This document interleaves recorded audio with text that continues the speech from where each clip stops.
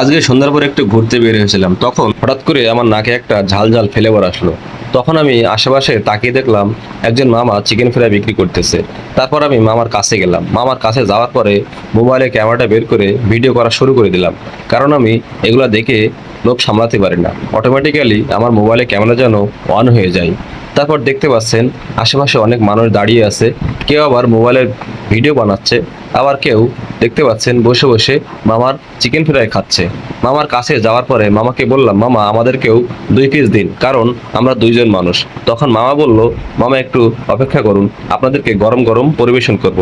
তো দেখতে পাচ্ছেন মামা আমাদের 2 পিস চিকেন ফ্রাই দিয়েছে এবং 2 পিস চিকেন কাবাবও দিয়েছে। আমি আর লোভ সামলাতে না পেরে চিকেন কাবাবটা গালের ভিতরে পুরে দিলাম। তখন যে আমার কি স্বাদ লাগলো! তারপর চিকেন ফ্রাইটা একটু ট্রাই করলাম। চিকেন ফ্রাইটাও এত সুন্দর স্বাদ লেগেছে, আমার কাছে তো অসাধারণ লেগেছে। কারা কারা চিকেন ফ্রাই খেতে ভালোবাসেন অবশ্যই কমেন্টে জানাবেন এবং লাইক শেয়ার করতে ভুলবেন না। ধন্যবাদ।